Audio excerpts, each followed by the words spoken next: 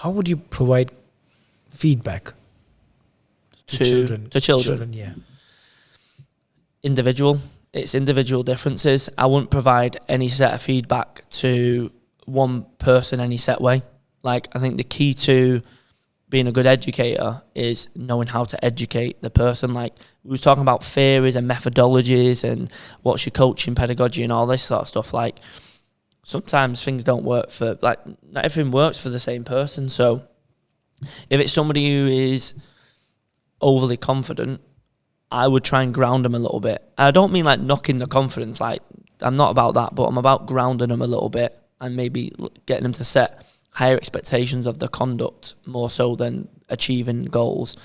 But with, like I said, with younger children, if they are not giving me maximum effort, I'd be like, it's just not good enough. I was like, I don't care if you can't do the skill. Do you think the skill's important? The skill isn't important. Like, throwing and catching a beanbag is not going to determine where you end up in 25 years.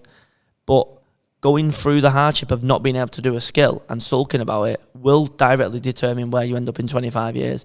Like, this isn't about catching the beanbag. This is about how you can cope under pressure. And right now, you are not trying because you're that petrified of failing. And, like, if you live the rest of your life like that, you're going to be disappointed. Like, just try it, manage how you feel, and go again, and just keep going and keep going and keep going. And so, like I said, feedback comes in when it comes to how much effort they're applying. If they are applying the best effort they've got and they're still struggling, I'd be like, honestly, your work rate has been amazing today. So I was obviously very sports specific, but obviously I'm in a very sports specific environment. So I would always measure, like, for me, the biggest metric is effort.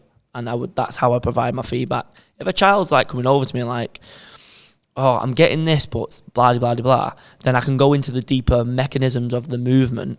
So we spoke before about analogy versus implicit versus explicit learning. The reason I got into that topic is because, I mean, sort of at university, was because I had to look at a skill that was being broken down, like a skill, a really easy skill.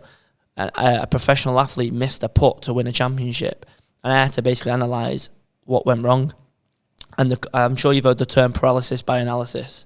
So if you overthink something, what tends to happen is if you're not in a high-stress environment, you're just playing for fun, like, just chilling, this is easy, I'm not thinking about it, because the consequences mean nothing.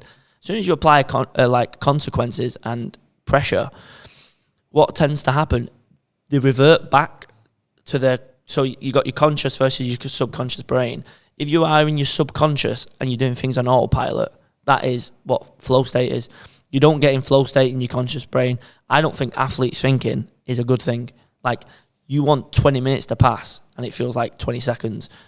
So with explicit learning, if you teach a step-by-step process and then 20 years down the line an athlete does something, if they're under pressure, they'll go back to that, right, okay, feet together. Okay, I'm going to align this, do this, do this, do this, do this. They overanalyze all the variables and then mess up.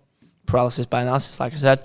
Whereas if you use an analogy and you just think about something dead simple, like, oh, sand, it's one thought and it's over. So I think with athletes who are, like, really, really good, I'd be like, okay, you can do this skill now. How can you do this skill under pressure?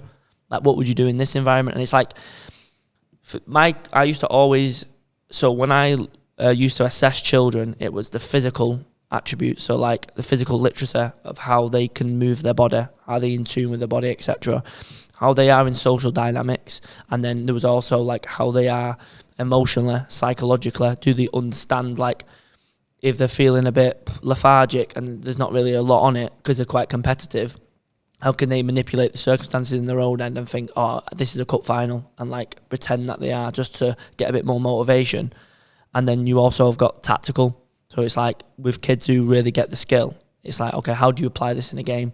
How would you apply this in this situation? How would you do this without the ball? And it's like you would just go deeper into it. Like, there's levels, isn't there? Like, there's achieving a skill, and then there's achieving a skill under pressure. Then there's doing it in a game. Then there's doing it in a final. And so, like, based on the kid, like, what they need to hear.